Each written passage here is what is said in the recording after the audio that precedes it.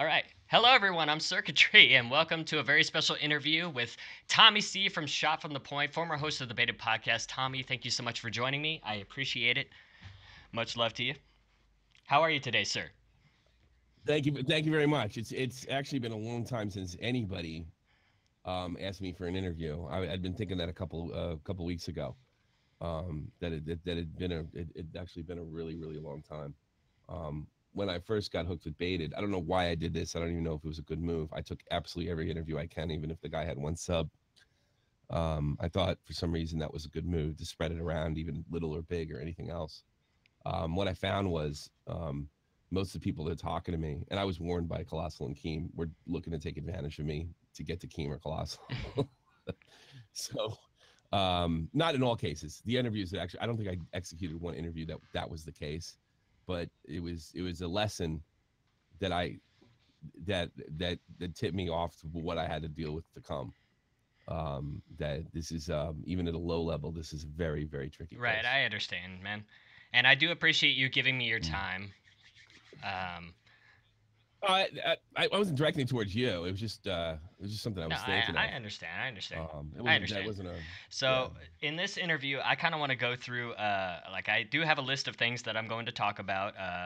Early life in New Jersey, your fascination with hockey and where that came from, you joining the military, and we're gonna eventually get to the beta podcasts. We're getting personal. You're not gonna just talk about like fucking leafy and well, great, well, are we you? can bring that up if you want to. We can bring that up too.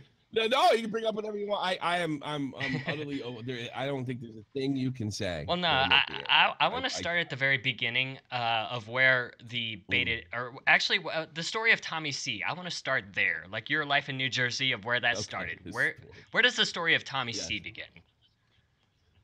Um, I guess Summit, New Jersey was a place that I never lived, that I was born, and I've only been to once since. I was born in Summit, New Jersey, in September of 1976, and uh, and I the next memory I had there, I was living in a place called Kenilworth, New Jersey, which is well known. Which is really well known for it's a to this day it is a um, very Italian American neighborhood. It's a really great place, and that was my first. Like, just about everybody on our street was Italian except us and the Spanish folks across the street. They're Mexican, um, and it's also the place of the head of the home of the head of the DeCavalcanti crime Hmm. family, Sam DeCavalcanti. Who was a prohibition guy, and he died in 1997, strangely enough, too. So yeah, that's where it starts. That's my first memories, and yeah, I would say some of the best times of my life are my first memories. Um, yeah, I would say that it was a wonderful place to live. Even though I left just before I turned 7, I remember it very clearly. Right. I did. You've mentioned before on your podcasts about adoption or orphanage, or the fact that, like, I would say in terms of the Daddy of Five series, you've mentioned before on the on your podcast that there was Hmm. actual, like, abuse or something in orphanage, which told me that you had actually been an orphan at some point. Were you an orphan at some point? No, I've never been an orphan at one point. I think you got the Okay. story confused.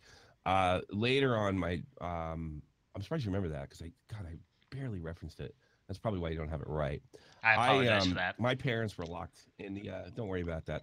I don't think I could have referenced it in such a way, and I probably, you could come away with the impression of being an orphan. No, I am not an orphan. Nor have I ever been. Um, no, what happened was, my parents in the late '80s were locked in a brutal divorce. It really ended up mirroring my own and helped me a lot to deal with it better than my So it father made you did. grow as a person. And it made me prepared for a court battle and know what mistakes not to make. And emotional mistakes. When you get divorced, you get calculated. And my father really situation didn't improve until he got calculated. And that's the way I was. Once I realized it was real, we were playing for real, and I got to that a lot quicker than my dad did. He tried to, negotiate, make things right. What's good for two people. You just can't do that with a woman that's getting divorced. You simply have to beat her Mm-hmm. in court, and that means no violence, no threats of violence, no snarkiness. Just court, court, court. I'm gonna win. You're gonna lose, and I'm gonna do whatever I have to do. So once that was the case, my dad did a lot better, and it did serve me well later, Right. unfortunately. But in the late 90s, um, things had really fallen apart between me and my mother.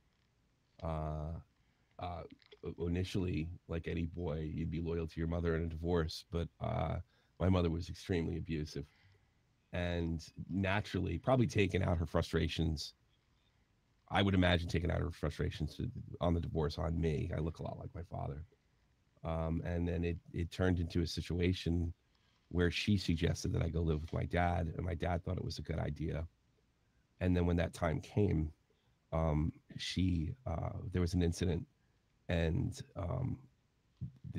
she decided to send me to a foster home rather than turn me over, because if the situation had went along like it was supposed to, then my father would get joint custody of me, and I'd live and live in custody.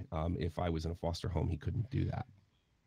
So that was the closest thing I could do. But what ended up happening, it was I was basically at the state's mercy. DIFUS is the CPS of New Jersey, and I had to sort of beg my way out of it, and it bought me enough time for when my father could get custody of me. I had to do something. I had to like kind of get on my hands and knees, almost literally, at 12. I was like 12, I was 11 or 12, and beg her to not turn custody over, which she had ever to the state, and that bought my father enough time to win me, and that is a big impact on who I became after that. And ultimately, in 1990, I was given custody of my father, and I spent my high school years in the early part of my 20s with them. So yeah, that's I have a I was born and bred for divorce, and I'm fucking good at Right. Well, I wouldn't say that, but um, it. No, I'm fucking great. I'm fantastic because I can flip off, and most guys can't do that. They look for logically. Let's make the situation as pain free as possible, but that's not what you're up against. You're up against somebody who's trying to win, and if you're trying to make peace when somebody else is trying to win, you're going to lose every right. time. I understand. Yeah, So speaking of that's it. winning and losing, let's go ahead and move on to a topic that's a little bit more positive, I guess, for our viewers watching. And by the way, just for the record, I acknowledge the chat. I'm seeing it in front of me, and I do see people here who are very acknowledging. Thank you guys so much for tuning in. I do appreciate it. But this time is for Tommy. And I do appreciate all of you here. I do see some of the people who have been in Tommy's chat before, so thank you all so much for tuning in. Much love to you. I want to talk about hockey. Your fascination with hockey. Where did that start, Tommy? Did it start actually in New Jersey, or did it start? No, it actually started later in life. I grew up a Yankee fan. My father was a baseball fan. Nobody had any connection to hockey. Nobody played hockey. Nobody knew anything about hockey other than the 1980 Olympics. Um, uh, that was the only event that they were aware of. They probably could only name one player on that team. I don't even think my father knew who Wayne Mm-hmm. Gretzky was. When I was given custody, strangely enough, that's kind of where it happens to my father. I had been listening to Ranger games, never watching because they were on MSG. They were on cable. We never had cable growing up. And Madison Square Garden has a TV network if, for people outside the New York area. And I had been listening to the Rangers since 1988. So I basically heard the story every night. I never actually was able to see them. And my father, as a gift, when I moved in with him in Mm-hmm. 1990, I got the Yankees, which was also an MSG thing, but it would happen slowly. By within weeks, I was watching more Ranger games, playoff games especially. I mean, I think Ron Greschner was on the team, honestly. Than I was than I was Yankees, and I just did. I really lost it for baseball, and I like the idea uh, first of all, I was watching a contact sport. I hadn't been raised with contact sports. I like that.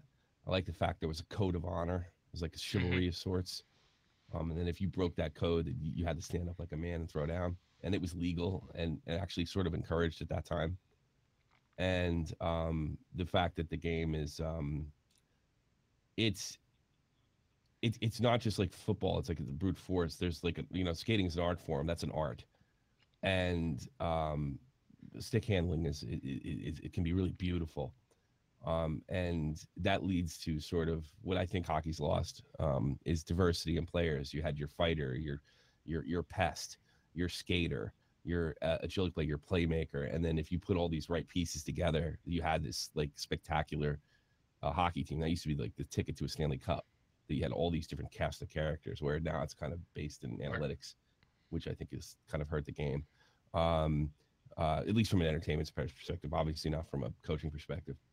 And I just, yeah, like to fill the role. And I was attracted very quickly to the pests, the guys who ran their mouth and the guys who ran their mouth and tried to draw penalties through shit talk. And they may have been fighters themselves. They may not have been. They certainly weren't the biggest guys, but they were the guys that were trying to get the top skilled players off their games. And those are the players that I really tended to like.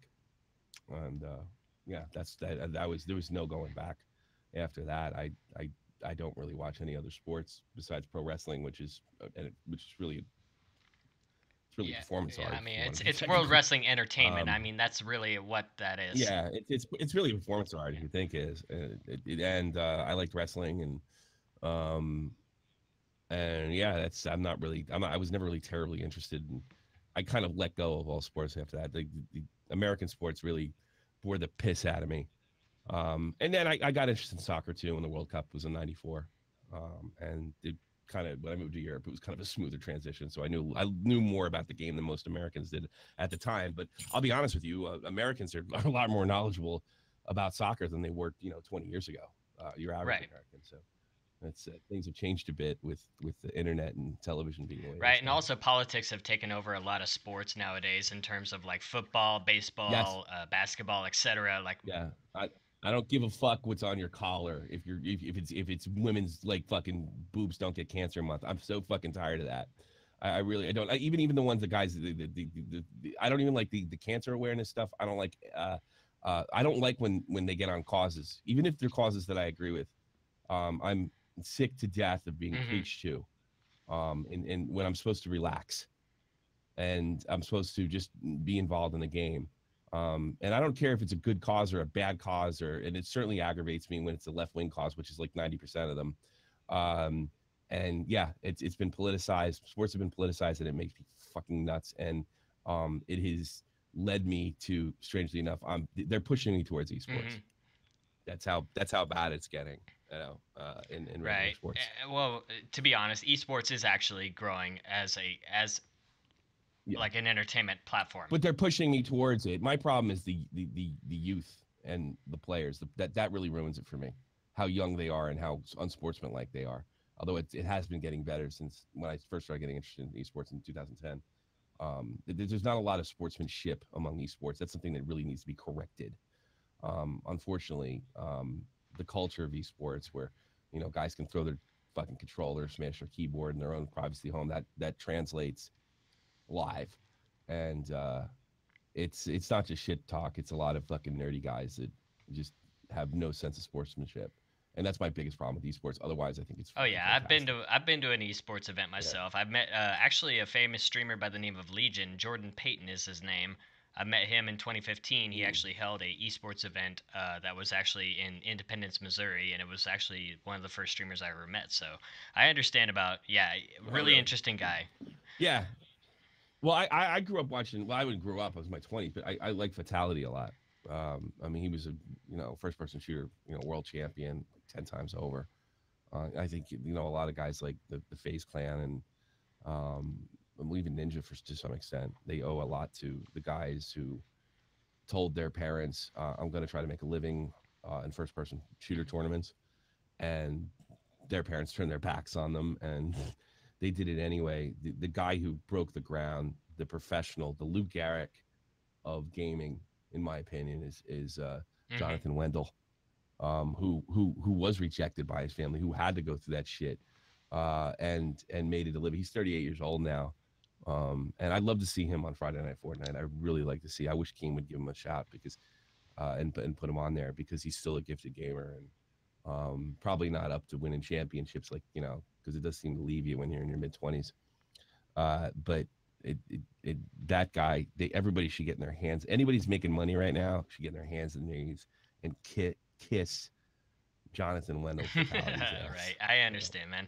And Yeah, by for some of my viewers watching right now, when he says Keem, he's referring to Keemstar, and we're actually going to talk about him a little bit in the interview, but that will be sure. much later on. I want to combine two questions for you right now, Tommy, and I want to kind of talk about your time in the military, and also I want to talk about some of the friends that you met along the way during your, I guess, path in life, and referring to Mhm. guys like Dead on Dave, Jeff Huffman, Real Talk. How did you come to meet these people? And did you meet them in the military or did you meet them after the military? How was your time in Iraq? Well, Dave is the only guy that I've known Dave for 10 years now. I think it's 10 years this year because I would have got home from Iraq. I went from Iraq in Hmm. 07, 08. So I met Dave at a poker game in the summer of, so it had been probably a year this month or maybe last month. I don't know when it was. Maybe it was May, maybe it was April, maybe it was June. I met Dave at a poker game um, because at the time when poker was really big before Black Hmm. Friday, when there's a lot of poker online or where poker celebrities were mainstream celebrities, and that's kind of died unfortunately thanks to the Obama administration. Um, Black Friday and so on and so forth, and they yeah, it was Dave Talk Sports. Dave bantered with sports, which would really, if you really want to think about it, that would be the infancy of Shot from the Point because it's just somebody I could always banter with. Real talk, and Dave is a founder of Hmm. Shot from the Point. Um, Dave is a founder. I mean, he's managed to. He started it as far as as a podcast. I actually initially started making videos, if you can believe that. Um, uh, and yeah, Dave's a founder, and Real Talk I met through. He was a fan of the Joe Cronin Show because I was pretty much I wasn't always a leader. Um, I was a sort of an underling for the Joe Cronin Show, a sniper of sorts, and I used my character to kind of jump in people's ass and essentially Hmm. protect Joe because he wasn't really good at protecting himself from trolls and couldn't handle them very well. It was kind of my job to handle trolls and people who would take runs at Cronin because even at a low level of 10,000 subs or It's kind of 5,000, ironic. It's there's kind of people that ironic when you think about they it, want a piece of you. because Yeah, it was a yeah, training course. It was a because you training have so course. many moderators on your chat Yeah. right now. Anytime I actually watch your show, Shot from the Point, I see so many moderators in the Mm-hmm. chat from Captain Kirsch to Dr. Shabargo to Dead on Dave, Jeff Mm-hmm. Huffman, Real Talk is a moderator. So you have so many moderators. Did you teach these people how to moderate the chat properly, or did they just kind of learn as they go? No, I don't. I don't really. Most of the moderator thing is just basically people that are involved in the Hmm. staff. Every moderator has a role.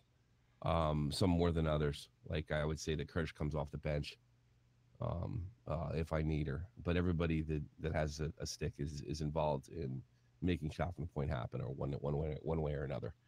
So that as far as moderating, I only tell them stop spam and overtly racist shit. I really don't care if somebody makes a joke and uses the N word, as long as it's not like hateful. It's not if it's like as long as it's not like you N word, Right, I you know. understand. Yeah, like I don't really have a problem with it, but I try to keep it as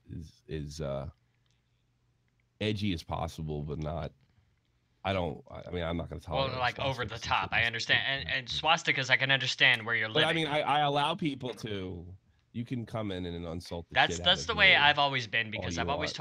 I've always told my moderators Um, I'm okay with people making fun of me, but if they go after someone in my chat, it's like me. I'm a comedian on stage at a comedy club.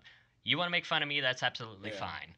But if you make fun, We make it miserable. Yeah, that's kind of my rule too with them too. Is like if they're making if they seem to be aggravating the rest of the chat, that can get them clipped, or any of the other things that I Right. listed. And now That's it. I don't really give them much more and now direction that than that. I mean, Shop the Boy's a business. It's a yes. family business, so I really can't be chasing absolutely everybody away. And my moderators have to put up with a lot of bullshit. And insults to them when uh, they're not really a part of the show. They're trying to help. They're volunteers. So I mean, we give them as much direction as possible, and I give them the benefit of the doubt most of the time. So if you think you're gonna fucking cry to me about how somebody has an abuse of power, more than likely I'm going to side with them. So basically, like if you're a you know, moderator on Shot from the Point, you have to have a skin that's thicker than leather, basically. I wouldn't say that, but yeah, not so much for yourself, but in general, I think that's where the moderators get in trouble the most. Is somebody's particularly nasty to me, um, and I tell them to keep it, let them on, keep it going, and it frustrates them.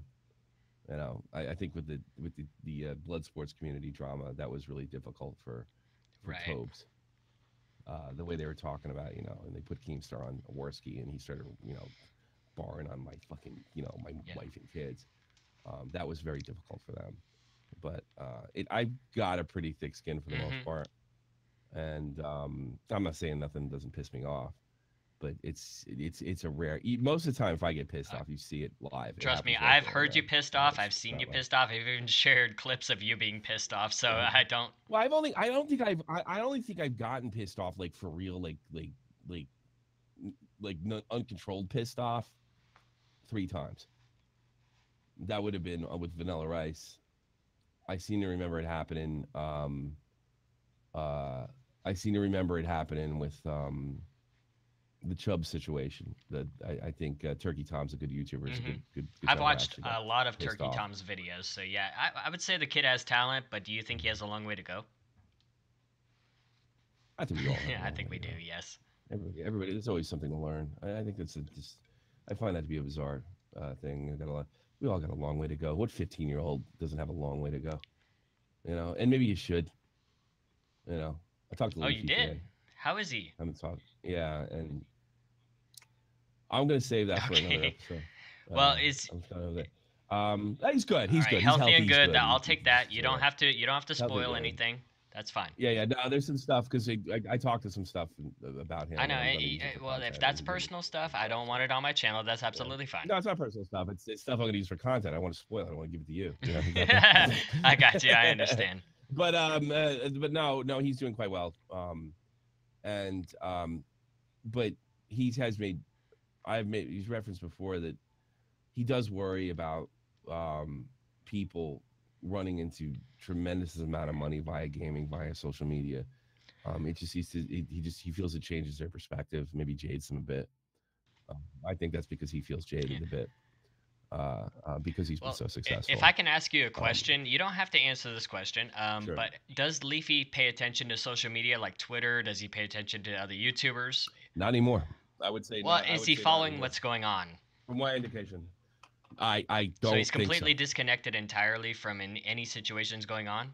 I wouldn't say entirely. I mean, he's not disconnected. I'm sure he watches the occasional cat video. I mean, I don't know. No, I don't think he's disconnected with that, but he's definitely in a 2017 All right. mindset. Would you be able to confirm if him and Grade still talk? I believe, Okay, yeah, that's certainly. fine. That's fine. All right. Let's go ahead and move on to another topic. And I want to talk about one of your best friends. And I want to know when you met him, Tommy NC 2010. Through Joe Yes. Cronin. Um, God, I don't remember exactly how or when. That does. I have to ask Dave. I don't remember how. Was it I don't know if before or Dave just after used the to eggs call us the video? show.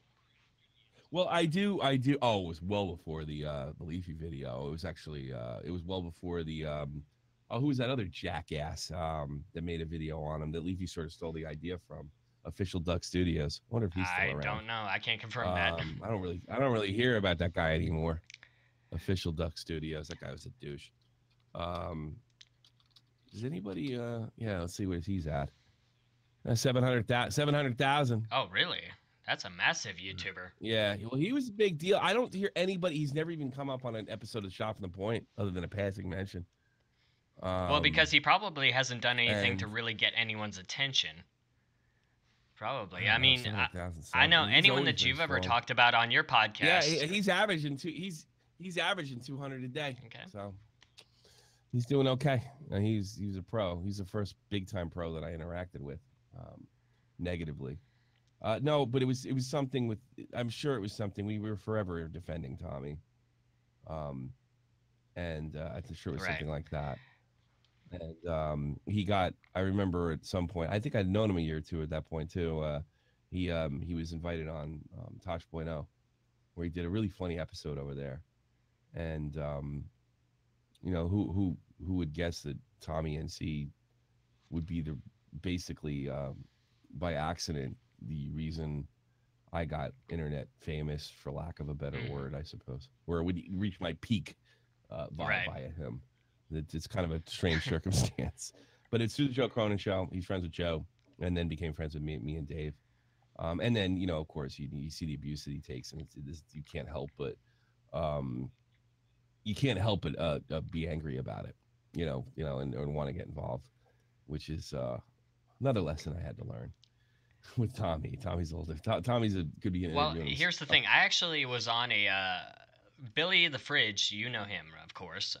Um, Of course, I yeah. was actually on watching one of his live streams, and he said, "Everybody, go ahead and join the Discord." So Tommy NC 2010 happened to be at that Mhm. Discord. Tommy NC is the nicest person I've ever talked to in terms of like the Discord. He's a He nice is guy. such a he has a sweetheart. I will say that right now. In terms of Yeah. Tommy NC, you're Excuse me. fine. I apologize. No, he's got a big heart. But the condition that he has, the autism, does make him Hmm. self-centered, and that is a part of the affliction. And what happens is people fall in love with Tommy for the same reason you did, and then they see that side of him.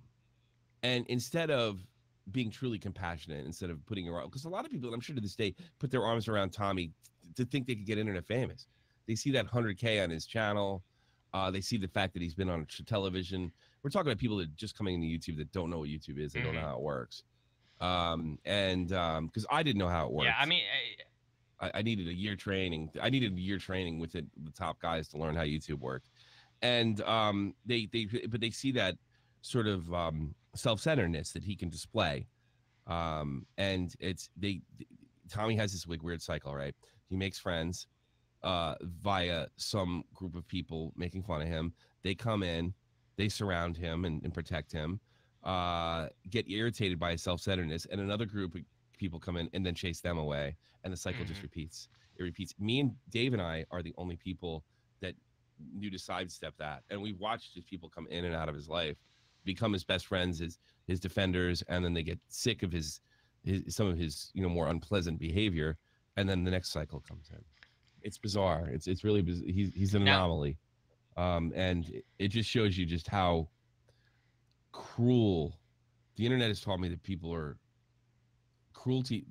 People do not have a lot of tolerance for others with disabilities. I've learned that through right. Tommy, um, and Chris Chan too. Because when I was watching the Chris Chan special, I saw a lot of similar behavior, and it was much worse, of course, than Tommy ever Hmm. got it. But yeah, the people really like a guy to throw tomatoes at. Like a what do they call those things in Middle Ages? Rack, Oh, a the rack. rack. Oh And God. uh, autistic people seem to fall into social media rack a lot, and there's a real lot of sick fuckers out there that enjoy torturing people that can't defend themselves because they look like Well, because adults they can't physically. take on anyone who has a mentality that's higher than theirs. That's probably one of the issues. Well, it's no, they yeah, and it's funny, and I think that people look at Tommy and the fact that he doesn't really have too many Hmm. cares in the world, and like I've heard people say this before. It's unbelievable. Like, what are you doing on YouTube? I have to go work every day, and I have to put up with this, and I have to put like that. Like, I think Tommy, if he had a choice, would love to be like everybody else, where he could get a normal job and go on, but he can't. And you're looking at him like he's some sort of like he's like sandbagging on life, like he's skirting life, when really this is it. This is what it is. And you're jealous of somebody who really can't get in the game. Right. I I You know, yeah, it's really amazing that Tommy, Christian, and other people with disabilities, how like it really is amazing to me, like how much hate there is out there. It's more disturbing than internet racism, which there's a lot of too. But that is it. People really hate the disabled. You know, I could see how things went wrong here in Germany for the disabled. Real quick, it probably was a lot easier to put them in camps than we all might think. right. I do agree with that. I actually wanted to ask you. Stop reading the I chat. know, I'm Stop reading the sorry. chat. I'm going to give you advice right now. It's Stop really, fucking really reading the chat hard. and don't worry. Do the interview. Yeah, don't really turn it off. Right, I can at least hide it. There we go. Yeah, no, there's no reason to. Your conversation's with me. You're not worried Uh, about how you're doing. You know. it's really hard. But I wanted to ask another question Go about ahead. Tommy and I C know it's I 2010. know it's hard. That's why I'm telling you. I know it's hard. That's why I'm doing it. I got you. That's why I'm telling you. Tommy and C Okay. 2010. I wanted to ask one question because this was actually brought up in April of 2017. There was uh, a Billy the Fridge live stream that happened where you tuned in. Hmm. This was right after he joined the Drunken Peasants podcast and that incident happened. Do you remember that? Where he threw a cup of. It was There like. was an incident. There was an incident. Well, April no, it wasn't was. April. Oh! Like the baited episode. That's the lost baited episode. No. Is that what you're talking about? What happened was Billy the Fridge was actually on an episode of Drunken Peasants, which was, like Amazing Atheist and all of his friends and whatnot. And Yeah. Billy had thrown a cup of water on somebody that he said, yeah. I remember that. So It's apparently funny. he started getting a ton of hate. You were talking to him in the podcast, and then Tommy and C's name kind of came up in the podcast, and I can't remember exactly what Billy said during that podcast, but the overall feeling that I got was that, Keem and Billy both are trying to treat Tommy like a normal person. You defended him saying, well, you don't have to deal with the damage. I do. I don't remember. I know that's Keem's line of defense and his excuse to torture him. Just like the people I mentioned. I don't necessarily remember Billy treating him or feeling that way. If he does feel that way, I would give him the benefit of the doubt. That's a good question. No, this normal person thing is a like do you expect a person if you don't have any legs, can you run a marathon? No, of course not. So I mean, could you think you could become a brain surgeon at any stage of your life? Are you that bright? Do you think you could handle the classes, what it No. takes to do something like that? No, Do you I think you don't could do think I that? could. I don't expect Tommy. I don't expect Tommy to be able to handle internet beef or an argument. I think it's absolutely ridiculous and an excuse to be able to tease and torture a disabled person and hide behind and absolutely hide behind um, hide behind cruelty.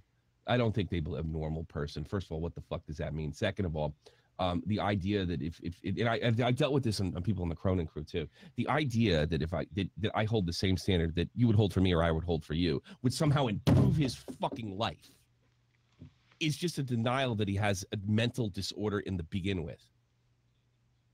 So to me, people that use that excuse are basically saying, I found a way to torture him. And if you come back at me, you don't want Tommy to get better. So think about that. That might be the dumbest fucking thing. I mean, you could say it by accident and mean it. And then, but after time, and you look at Tommy's condition and how the fact that he is mentally about 12 years old and it hasn't changed, and now he's in his late 20s. So, I mean, it's just unbelievable. It's an excuse. Now, like with Billy, if he did say something like that, he may have meant it. But I asked Billy and anybody else that comes to that fucking conclusion, has treating him like whatever you fucking think a normal person, is that going to improve? Is he going to wake up one day and not be autistic? Is he going to wake up one day and is he going to wake up one day and be able to interact with people like somebody like me who doesn't have autism? No, they're not. So what you're saying is just completely and utterly ridiculous, and more than likely in Keem's situation, it was pointed out well in Willie Mack's video.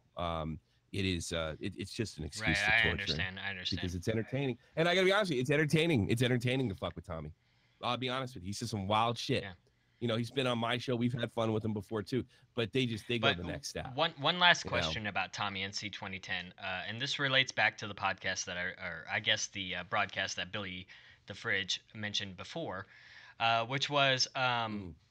during that podcast, Keem said something along the lines of, and this is when Keem had joined the live stream, and you two were talking amongst each other. It was really hard because they kept cutting out I did join a live. I didn't know that was the same one that he was on, but I do remember being on a live stream with Billy and a having a conversation with Keem. kind Yeah, of debate with Keem. I'll Yeah, link it I to do you remember if that. you want me to. I can, No, but I only basically listened to during it that live once. stream, Keem said something along the lines of, "Tommy has over 100,000 subs, and you only have 30,000. What's that say about you?" And you said, "I'll tell you what that says exactly about me is that Tommy was more. I wasn't as hungry for the internet fame or YouTube as Tommy or Keemstar was. Now, has that changed for Mm. you? Do you feel like No. Oh, am I hungry? I'm hungry. I'm hungry with barriers. The less barriers you have, the easier the Mhm. odds go up. But I do have some barriers. There's some things I won't do. There's I definitely some understand. things I'll change Would you and say which will that be about worth it. Tommy in I C look at the 2010? no, there's no barriers there. So Tommy, Tommy wants to be famous, and in some sense, in his own mind, he is. I mean, he's been on two TV shows. You haven't. well, I'm not gonna yeah, lie. He's that's been on fine. TV. I'm He's been on. You know. No. No. I think that's all Tommy ever wanted yeah, to I do was understand, famous. and I respect him for it. I I respect think him for it, maybe to be and honest. possibly. No, no, I don't have a problem. That was not. That's not negative. That's not a slight. Um, I want to be famous, and I noticed like when I was arguing with FaZe Banks, and he flexes. I don't know if I want to be that famous, which is probably not good. If you should shoot for the stars, but the problem is the stars are Jake Paul. Well, I just I make a jackass of myself on the outside. I see some wild stuff. I do some wild things. I act loud. I curse. I swear. I act like a jerk. I get drunk right. sometimes. But I don't think it's. I don't think I've ever made as big a jackass of myself as like a Jake Paul or a FaZe Banks or a Logan Paul or a Rice Gum. You know, the best part is they don't even know it. Right, I you got know, you. they have like no idea. You like I no got you, idea. man. Yeah. So like, yeah, that's probably where, and a lot of it's probably my age too. Well, no, it's like It's amazing that I somebody see my age you has a anytime I following. watch your streams. You seem like the guy that would draw the lines of morality. It's just like this is what I'm gonna do, this is what I'm not gonna do, and Well, I mean, there's very little that I won't do, but as far as going on and like you look at videos like a FaZe Banks where he talks like a normal human yeah, suburban kid, right? And now he's a fucking gangster. I'm not embarrassing myself. Another Bex, I'm not embarrassing right, myself like that. I think that is the point. Like, no, no. I mean, I am basically using my own background and my own image. I've been upfront with my fan base. It's a character extension, yeah, my own opinions. But I mean, I'm not walking around fucking saying drink water or getting fucked up all the right, time or anything like that. But I mean, these guys like they're afraid of lifting the kayfabe, the curtain, hmm, like in wrestling. They're afraid of that because Banks isn't a gangster. Keem is more of a gangster than he is. Banks isn't a gangster. Jake Paul's not a good guy. Logan Paul's not a good guy. Um, uh, uh, uh, Rice Gum's a no talent.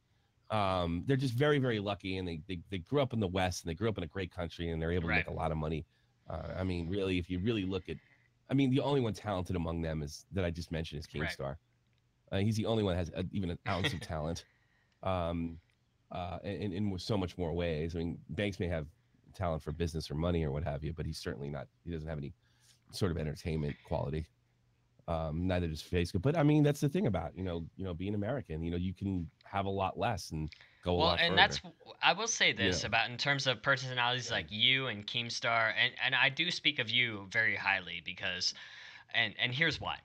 Because I hold you and Banks and Keemstar because you guys are grinding really, really hard to maintain the living that you are, and mm. I do respect you for that. If you had to give any advice to YouTubers or streamers out there who want to grind for the same thing, I mean, what would you tell them? What would you say? I mean, what would you say to those people who Hmm. want to be on the level of you, and to where you don't exactly, Do it for a hobby and hope do it for the for a hobby best. and hope for the best. So it's Do it toss for a a coin in hobby the and well hope and for the make a best. wish. That's pretty much what I did. Yeah, Yeah, okay. yeah. It's the same thing that it's the same thing that Because that there's happened so to many me. kids out there that are I mean, grinding really, I really never hard. believed. I never believed. I didn't even know what when I got internet famous for that, for Hmm. lack of a better word. Um, uh, I didn't know what really internet famous was. I Right, thought I did. I didn't know how far the rabbit. I didn't know how much these guys were making. Um, no, I didn't know anything. I didn't understand. I was total right. normie I when I was got a you. baby. You know, and I listened to the crack that I made about rice or iDubbbz. I said something because I thought I needed to say something. I didn't know Hmm. enough about iDubbbz, and apparently I'd seen the Keemstar music video, which I hated, in the Is that Keemstar Dollar in the content Woods? cop. I hadn't actually, I hadn't seen the content cop that iDubbbz made. I hadn't seen it, and I actually commented on it. I didn't realize I hadn't seen it, so I made a crack about iDubbbz in the Baited podcast for Right. making a run at Keem, and I didn't realize till like a week or two later that I had no idea what the fuck All I was right. talking about. Well, since we're You know, I really had to learn. I was on the job. I was Well, learning on the since we're on job. the You know. topic, let's go ahead and talk about baited podcasts because I know that's what people want to get to. We're under 20 minutes to go.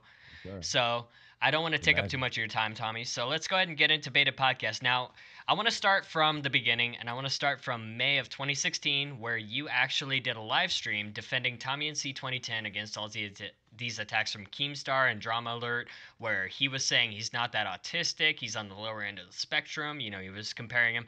Yeah, And Doctor then Doctor Keem, eventually, Doctor Keem. Keemstar eventually calls Mhm. into your podcast, and you know which one I'm referring to, right? So You know bizarre. which exactly. Yeah, I So do. I want to know. Yeah, I know. What I I want to do. know is during that pod, I heard what Keem and you talked about, and Keem was laughing during that podcast. And people, I read the comments, and Yeah, I you was. said, or not I said, but people were saying in the comments section that, wow, Keem's like really enjoying himself, or he's enjoying the banter with you. And the first Hmm. question I have for that is, did you get that vibe that he was enjoying himself? And the second No, question I have is, what happened I just after wanted that it deleted. podcast? I want to know when Keem reached out to you Yeah. for joining the beta podcast, and I want to know what that conversation was like. So, how did that conversation Okay. go for you joining the podcast? Well, here's the thing. Here's what happened with that. Keem was toying with me. I was expecting. I had been a fan of Keem for I would better part of the last Hmm. 6 months prior to that. You know, I was a huge Traveler fan, right? But I wasn't going to let him abuse Tommy, you know. And the initial argument actually happened over Twitter. That's when I got when he called me crackhead and so on. Uh, and then I don't remember what motivated me, but the Sunday show of Shot from the Point was not hockey. It was we tried to do sort of an open show, you know. And again, I'm a Hmm. normie at this point, total normie. So like I should have been so doing like trending topics, but I didn't know enough. I didn't know what trending topics were, internet, what have you. I just watched Drama Alert, Yeah. you know, and scarce a little bit. And I really didn't know, but obviously I wanted to lead off with the Keemstar thing, not even knowing that it would get me that attention or potentially bring him in. I wanted to sound off because I just thought it was like his arguments were so ridiculous, and they still are to this day. And it's interesting. He went right back when Baited broke up. He went back to the same old "I'm treating him like a normal human being" argument. I'm glad you Right. brought that up, actually. Um, but I don't remember the comments like that, but I remember Real Talk saying to me, "He's going to call you for a job." Is exactly what Real he said, Talk was the one to tell you. and I said, "No." Real Talk said he, without any knowledge, it was a gut feeling on his part. He says he's going to call you and ask you to work for him. Okay, Fucking so during insane. the conversation with He's like, Keemstar, how did that conversation go? Did Keem just basically outright say, "Tommy, I now, Tommy, I'm gonna stop here. I'm gonna ask you one. It's either A or B, A or B. All right. It's either A, he hired you mm, because he saw talent and potential in you, and he wanted to see that grow, or B, he hired you to shut you up from the Tommy and C drama. So which one? he hired me. I think it's neither. I believe now that he hired me um, to tell everybody, the whole world, that he was going to help this nobody and dump me just before the podcast started to teach me a lesson. but what he didn't anticipate is me and Clown really hitting it off. So that I've said that that kind of privately. feeds Yeah, into that what I said about B, right? to shut me up. I don't think did he really give a shit about a guy who's just barely over 1,000 Well, I subs mean, it shutting him up? depends. I mean, if you had the right traction, I mean, H3 mentioned that he saw you. I had no. If H3 had picked you up and actually made a video and actually mentioned your video, that would have probably given you a lot of promotion at the time. Had events in I some alternate suppose. dimension, if you think about it. Because I mean, Yeah. even H3 admits that on Um. the ninth episode of the Beta podcast. He says, "Tommy, that was the first time I saw you was during the NC Tommy NC drama." So he actually saw you during that whole thing. Had events. Well, he must. I got into it's. That's funny. I don't remember HV saying that, Well, but I'm gonna it's take your on the word for it. podcast. You That can means listen he back to saw it. me before. That means that HV got to look at me before Keem because I had made a few videos based on that shit, defending him and going after Leafy and saying what a scumbag he was. So that's if he did say that, that's a shock to It me is because I back didn't on know your Keemstar podcast. You or can go anybody back and else. listen to it. I'll provide a link if you need me to. No Yes. shit. That was on. No, HV Yes, he said that did on say it Baited. on Baited, and he said, "Tommy, that was the first time I noticed you." And you didn't say a word during that whole thing. Keem was actually the only one speaking during that time, so he acknowledged you. He Well, during the acknowledged you interviews, without. Yeah, so that's I mean, bizarre. that tells me. That's funny because I think I said that everybody in this situation was, including I think I pointed the finger at H3. Everybody was using this for their own advantage. Nobody gave a shit about Tommy. I think I may have kept my mouth shut because I was maybe at that point, like at this point, I don't really give a shit who you are. I've dealt with the biggest Right. YouTubers on the planet. But then, H3 fucking being pissed off at me was a scary Oh, proposition, Lord. you know, which it isn't anymore. But maybe that's why I didn't say anything, and because I probably shut up, and I remember what I Right. said about H3. I do want to ask Yeah. one thing because this has been my curiosity since December of 2016. When I first heard about the Baited podcast breaking up, Mm. I am an old school fan of Baited. I have always loved the older Baited podcasts like you, Tommy, or you, Keem, and Clown have always been my favorite lineup for the Baited podcast, and I will always Mm-hmm. listen to those episodes. And I'm sure there's a demographic out there who would agree with me. So my question Mm. is, in December of 2016, when the Baited podcast was breaking down, what the hell happened in the private conversations that we never heard? There's very little that I haven't mentioned, if anything. Um, well, the private conversations with this, he made his first move to get rid of me, because, and this is why I now believe that he told me he was going to do this, and then he was going to, when right before the podcast started, he was going to fire me. So this is how this is what you get when you talk, do this Mm-hmm. Keemstar type thing. But I think because he was in such two things happened. Clown liked me. I hit it Yes. off quite well with him. And Leafy and Grade dropped the videos. If those two things don't happen, we're not Right. having this conversation. Because he would have dropped me to show you, see, I could have made you rich. Fuck you. I mean, is it really above him? Especially at that point. I think that was the plan all along. But I also didn't think that I don't think he ever understood why Baited worked. I think I had a much better idea than both. I told Clown this privately, that I had a much better idea why it worked than they even did, even though they were the more experienced YouTubers, because Right. it was radio, and that's my bad.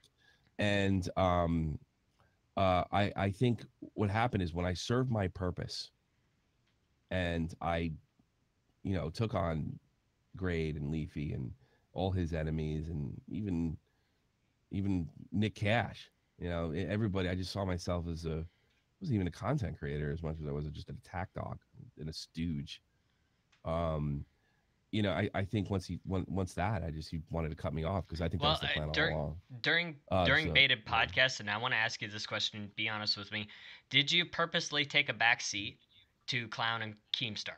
Yes, yes, yes, deliberately, willfully, because I saw the dynamic. If I had just came out and done Tommy C, it would have been, who the fuck's this guy think he's? I've never heard of him.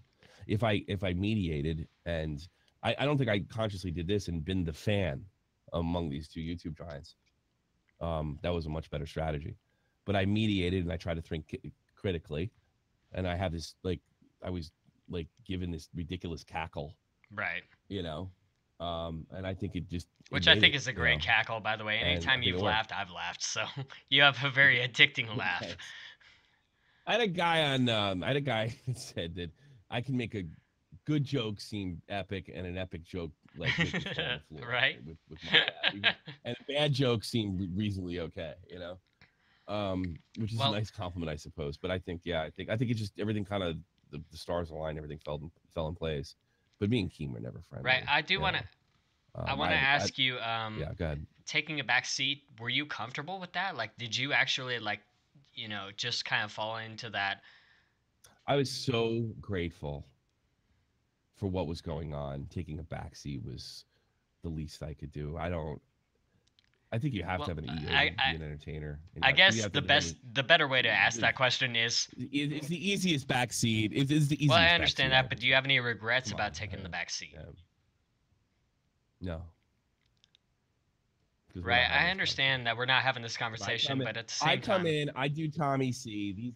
I come in, I do Tommy C. I do the act that I've always been yeah. doing, right? Um, I get either fired or hated, and I don't think the podcast resonates with you and as so many others like it did. Right. Well, still, the podcast. I'm not taking away from anything for views. Chad, of course, who is currently a member of the Baited podcast, who would take your position. But I would say that. No, Andy Melanakis took my job. Let's Right. get that Okay. out I'm the way. sorry. I'm Yeah, sorry. and now Okay. he's in I my possession. apologize. I like to tell. I love to tell people that Andy Melanakis took my job. He's like a famous guy in a TV show. But it's true. It's not like it's bullshit. Andy Right. I got Melanakis you. took I my got you. I fucking job. got you. But I'm saying that I'm not taking anything away from Andy Milonakis Mhm, or anything for views. They're both entertaining mhm. figures. But one Uh, thing that I loved about the old Baited was Certainly. because you guys had a chemistry between the three of you that only Mhm. worked between the three of you. That's what made me a fan of Sure. the Baited to begin with. Was because you wouldn't expect a Mhm. clown, a rat, and a fucking hockey fan to work. God, yeah. That's the one thing No, that really no, I don't surprised think me right here. And I think that's, would you say I. the Yeah. chemistry now is as decent, if not better or more than the old Baited? I've listened to one Baited episode. That was the one with Rice. Was it Rice Gum? Since I left, I've never listened to an episode of Baited, and it's part of the Billy Fridge one that has been canceled. Was only for my own show. I have never listened to Hmm. an episode of Baited Okay, since I I left. got you. I understand. Not in its entirety. Only clips. Only clips. It's not so much that it's difficult. It's Right. just I mean I no disrespect to Andy and all them, and I think they eventually kind of found their spot. I just don't Right, think I it's good. understand. And I'm sure that could be like maybe it is. I mean like passed off the bias. I just don't think it's very good. And for a while it hurt me because it was so good what we have. Now it's like I wish it would just go away. Not because a jealousy thing. It's just because it's just terrible and it's a Right, shell of I what it was. understand. And yeah, that's the thing. And I just could just go away. I mean, the further I got away from Baited and Catch 33, Right. unfortunately, the better off I was. I was allowed to be the character I was before, where that's the one thing that handcuffed me because I couldn't go out and do my act because it would have backfired Right. at that level, and I couldn't because I'd never changed my act on Shot from the Point, not once, and I couldn't, when people started to see who I really was, and the attitudes and the opinions I have, it was a big shock to a lot of Baited fans, and I don't think they particularly liked it. So it took a long time to kind of break out of that mold, which I think I've actually successfully Oh done in the yes, last I've couple seen months. that, and I actually want to talk about some of these projects. Catch 33, Get to the Point. Um, Mm, were both to me. I feel like if you had given them more time, they could have been successful projects. sure. But I don't feel like they were If everybody would have showed up, right. yeah, no I kidding. Yeah, if mean, everybody would have showed to be up. fair, I mean, Catch 33 did have 70,000 subs. If you had all put out a couple Mm. more episodes, I feel like it could have gotten to 100 grand. Put out 2, 3 a month, we'd have Oh had yeah, 300,000 exactly. I by now. agree with you. Exactly. Get You to the know, point. I feel like if you had yeah. given that more time, you would have been easily 10, 20,000 subs. But we've had this Mm, conversation before on live stream before. Obviously, your family takes mm, priority as get to the point. So I want to jump to the next topic, which is the future of Shot from the Point. What do you what do you look mm. into like in the next 2 to 3 years for shot from the point. Like you've already institutionalized some people for the from your news team from Get to the Point. You've created this new shot Mm, from the point news team. Are you planning on creating mm. another news channel? Are you planning on actually doing more with shot from the point? Are you planning on expanding? Yeah, yeah. Well, Shot from the Point is a podcast. Tommy C's SFTP is a channel. I think you're gonna see. I might. I mean, you're only seeing 3 pieces of content on the main channel. Mm-hmm. All right, that's the only thing you're gonna see. You may not see it. A day that I decide to do a video, I may take the podcast off if it's something I'm really passionate about. So you're gonna see commentary videos over there, and of course clips when I take a day off, Oh, stuff I've like seen plenty of clips. Trust me, that. I watch every video. Yeah, clips. I might take a podcast off. I might throw a clip out there. I have a pretty good playlist section. I pretty well organized with interviews and clips and things of that nature.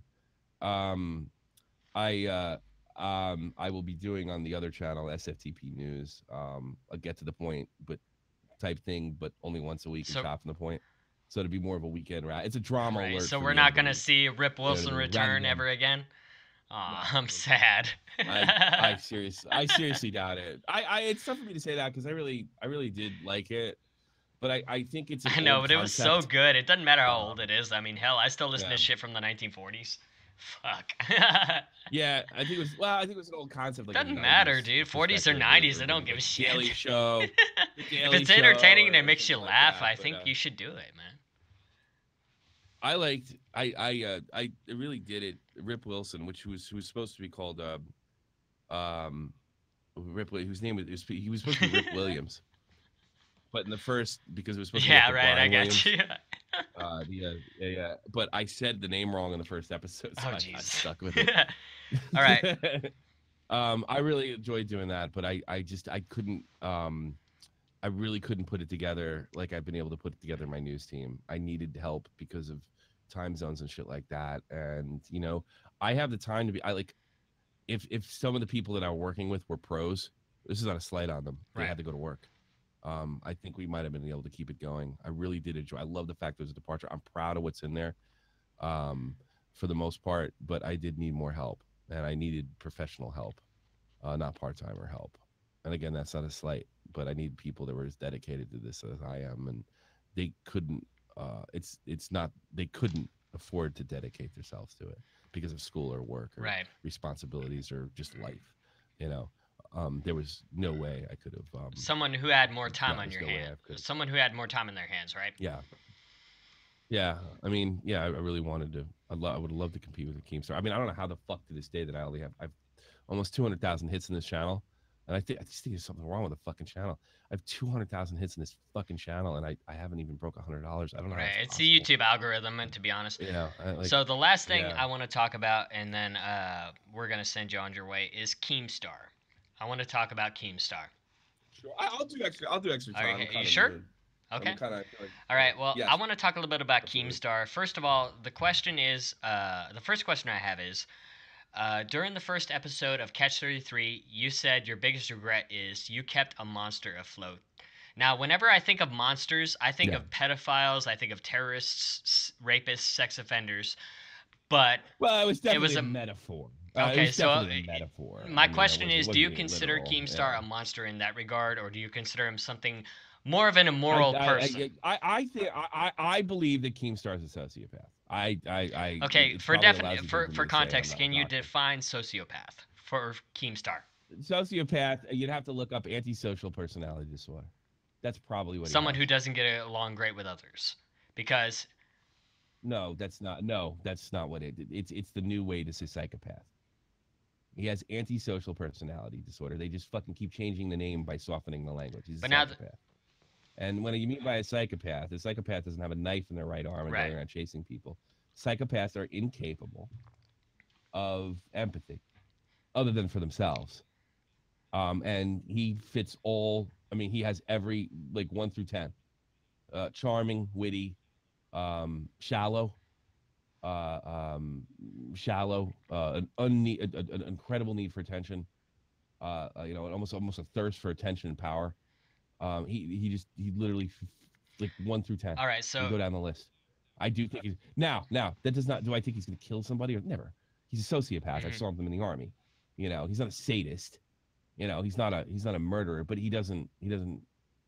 like he cannot look at somebody and feel empathy. And then it really, I mean, you talk about the Tommy NC situation and the irrationality came through.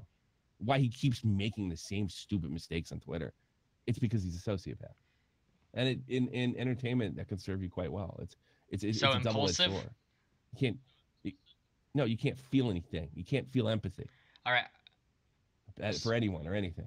So there's no holds barred. You don't feel empathy. There's no the sky's the So limit. do You know you what I mean? would you attribute that to Keemstar the character or Daniel Keem the father, or both? I don't think there's much difference. I You don't don't think think there's any there's any difference. difference between the two of them? No, I know because he was a softer spoken sociopath offline. In the private conversations you've had with him? Yes, he talked about himself. There is no conversation that he was ever involved in that wasn't about him. I cannot consider one. Not one. Not clown. How you doing? Not clown. Everything was business related or about him, or about something he bought, or about his. If the conversation switched to something like, let's not say this ever happened. Like, well, how's Jeff Tuffman working out with school? Okay, He so would if you just hang up. eliminate Keemstar the character and we're just talking about Daniel Keem, There's no Keemstar. That's what I'm saying. There's no okay, Keemstar so the character. I'm just I know I'm putting that The aside in only case he watches this. yeah. So I'm Well, talking what are you worried about? right? You interviewed I'm me. talking Show some balls. I Show wish some I balls. could, but my balls are frozen. But I want to talk about Keem the dad. So would you say Keem the dad, Daniel Keem, is impulsive and insecure about himself? I don't know. I don't know. I wasn't around their family. They seem to be very I mean, loving he does family. take care of his daughter. Would you say that? I don't know that. I don't know that he takes care of his daughter. I the only experience I ever had, they seemed like a very happy family and interacted very well with each other. I don't know what kind of father he is. I have no idea. I may have said that to be nice. He's a good father. I don't really fucking know. I said that because I was sucking his ass. Because I was so fucking overwhelmed that I was so overwhelmed that he gave me this opportunity to begin with. And at the time, I thought that it was Yeah. actually sincere. Um, no, I don't know what kind of father he is. Sociopaths have sometimes like I could rattle off a few. Richard Hmm. Kuklinski, a mobster, Roy DeMeo. I mean, this is the guy that cut people up and threw them away. They came from very loving families. Michael Francese's father was a very loving father and a Yeah. very engaged father. But I mean, we're talking about raging murderers. Not that Keem's a No, no, murderer; no, he's no. not in that class. But all have one thing in common: is a completely missing moral Right. compass. And Keemstar simply doesn't have one. And there's a lot of other people I've met. There's a few other sociopaths I've met in here, and I've got enough experience with them. I grew up with one. Um, kind of Right. mentioned that earlier, and yeah, I mean I mean Keem is it's almost comical like how like if you were to do a stereotypical black guy, you know, if he was a stereotypical black boy, like he's a sociopath, it would be like the most stereotypical. Hey, what's going on? Sir, yes, But I mean, it's if you look at any like checklist or anything like that, he has every single quality. It's funny. It's funny. It's just funny. I think he's a sociopath. I don't even think they're that uncommon, and I think he's it helps in YouTube because you have to be really self Right. motivated and not give a fuck. Well, You know. I And, oh, he's revenge. I mean, he talks. He's all talking about money, mhm. revenge, um, and himself, and what he was doing, what he was buying. That's all he ever talked about. There was not one conversation. I think he said he really wished Trump would become Right. president. That was about it. It's the only like off Do you topic think has if nothing to do with Keemstar Trump. had a choice, You if know, he could burn the world to make a profit off of it, would he? if it didn't fuck up his house, yeah, So, two last questions about Keem. The yeah, first is, do you consider Keemstar evil? And I want your context of evil on that. evil. I don't know what the That's fuck. why What do I'm you mean by asking you. evil? What do you define as evil? I think evil is what you were talking about before. I don't know. He's evil. He's just He's a just complete so asshole. he's immoral. Um, yeah, evil. I wouldn't. I wouldn't want to be in a position where Keemstar had to decide over me and somebody and himself. Let's put it that Right, way. I understand. Yeah, I think he's gonna take Right. himself every time.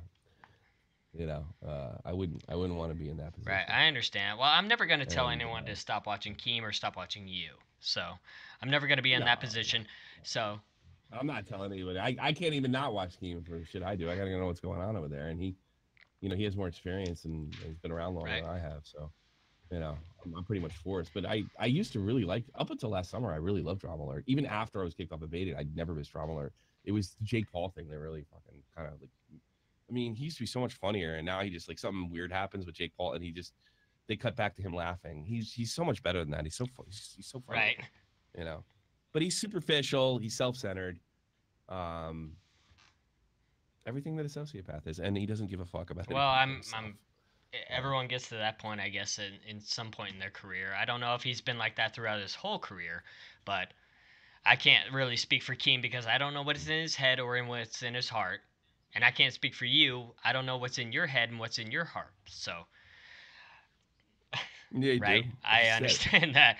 So, Tommy, what I want to do for now, I want to give you a few minutes to speak your mind. You have the platform. For what? Look at I don't know. You guys look are into doing the, something. I don't. That's one of the reasons I have co-host. That's why I have look into the co-hosts. I camera don't and fucking. I don't speak want your to create mind, anything. dude. My platform is yours now. Whatever you About want. what? You want to talk to Keem or About you what? want to talk about About what? Baited? I don't fucking talk to guy. I can fucking DM him if I want. Fuck him. I mean, no. I mean, I was just helping you. I Well, mean, I do I don't appreciate get you up there and helping get me, anything about trust me. GameStar. I just want you, the platform Uh, is yours, man. Whatever you want to say, anything you want, whether you're I talk to your don't. subs. I don't do that. No. T- Fuck off. What do you want from me? No. Go to Love Phones. Ace Channing Liam's gonna be on. I don't know.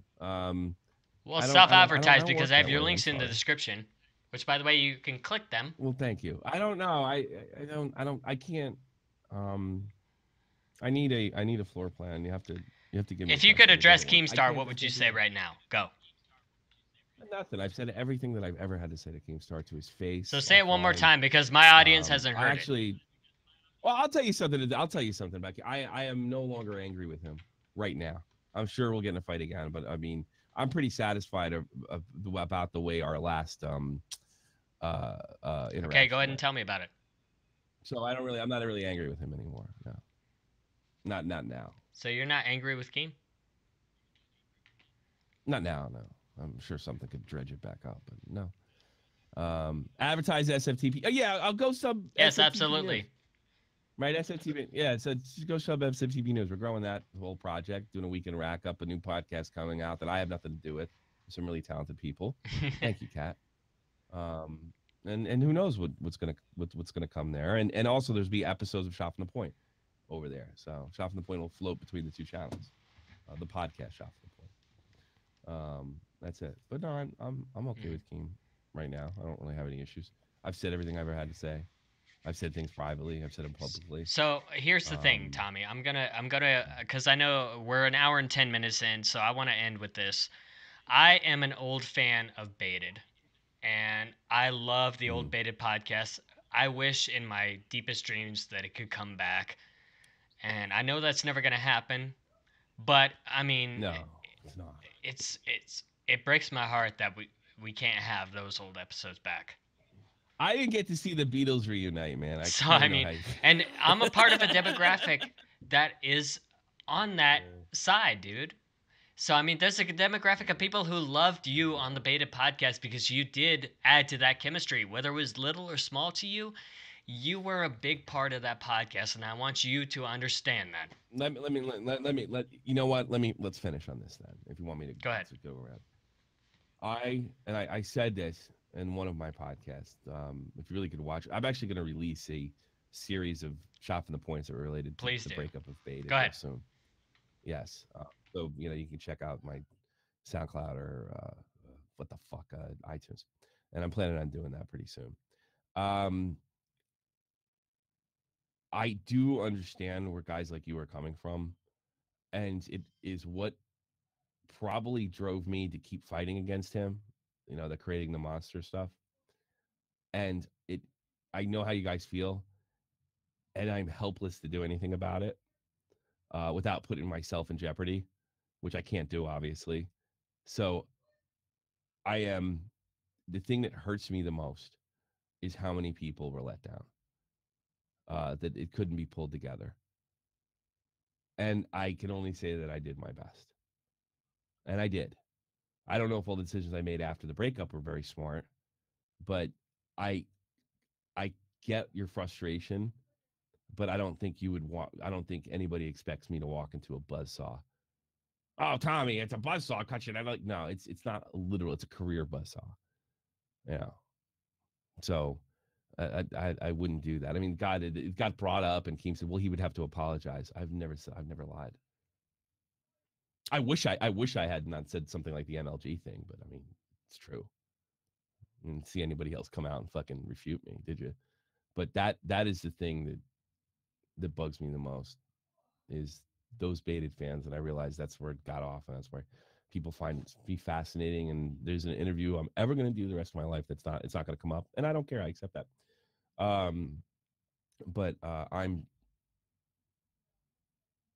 I'm so sorry that so many people feel that way, and I'm so sorry that I can't help bring that back.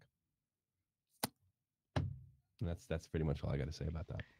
I can't speak for an entire demographic, Tommy, but I do believe that the message is clear. We still love you, and we are going to listen to the Old Baited podcast. We're going to continue to listen to. I'll continue to support you till the day I fucking die or you die. So, I mean, All right, thank you so much, Tommy, for coming on and doing this interview with me. I appreciate it for your time. And to everyone in the chat and to everyone watching right now, thank you guys so much. Please, everybody, in the description is Tommy's links to his Twitter, his YouTube channel, Shot from the Point, and his Twitch. Please go and support him in every lack. Buy my t-shirts. Buy my shit. Buy your buy stuff, right? Shit. I need to buy get one of your shit. shirts, man. I need to. Thank you guys so much for watching. Leave a like if you guys enjoyed the video. Let me know in the comment section what you thought. And thanks for watching. I'm Circuitry. You guys are epic. And I'll see all of you in the next one. Until then, have a good day, people. I'll see all of you next time. Tommy, would you like to say anything? You just did this before. Stop doing that. You bitch. All right. Goodbye, everybody. Have a good one.